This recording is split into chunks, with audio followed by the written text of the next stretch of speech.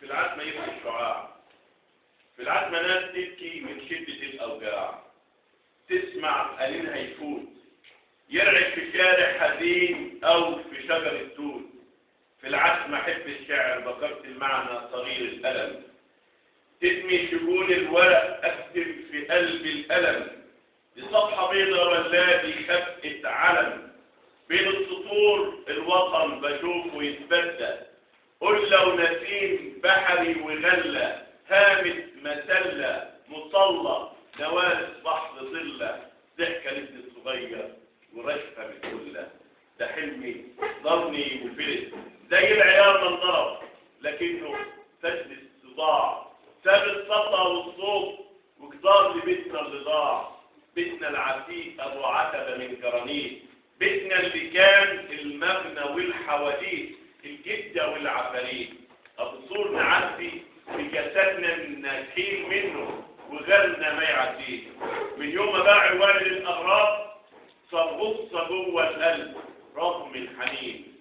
حط ودانك على صدري اهين يا الزفر الانين، قديم لونه بني العتيق، ماسك صديقي لسه صندوقه، حافي الالم والشعور كان حضنه من شوقه، وانا لوحدي لكنكم جميعكم قرابه، معقول اليهود ابتدوا من بدري حرب الاباده، ابن الصغير محمد من فصله جاب لي الورق وفي ايده كشف الاسامي، خباه في عبه ما وقفش قدامي، شفته بيبكي ووشه كان مخطوط،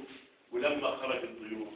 حضرته فسألني، انا اضطربت ساعتها وكأني بسترجع حكاية جدتي لامي، الدم ده دمي اللي في سينا غسل الرمل بالسنوات، اصحى وبات التقي الكل بلا بوابات، وحتى كل الصور مرمية في الطرقات، انا دمي مية ولا لسه دمي حامي، وريني يا ابني كشف الاسامي، تتقلب الاوجاع اسير تايه خطوي كثير، لكن جوايا فهم الحكايه، الايه مكتوبه من يعلم الايه، كل الاسم يا صاحبي الله، يلي في عز العتمه قدرت تبذل شعاع في اللحظه اللي افتكرنا ان املنا ضاع، وصلعتك للحق كان للسكوت معنى وللالم معنى، وكفايه انك قدرت من موت جنة.